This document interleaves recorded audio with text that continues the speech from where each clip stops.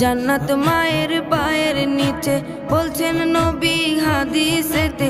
জান্নাত মায়ের পায়ের নিচে বলছেন নবী হাদিসেতে। দয়াল নবীর কথা তোমার ভালো লাগে না, দয়াল নবীর কথা তোমার ভালো লাগে না। আল্লাহ নবীজির দয়া তারা পাবে না, হায়রে আল্লাহ নবীজির দয়া তারা পাবে না।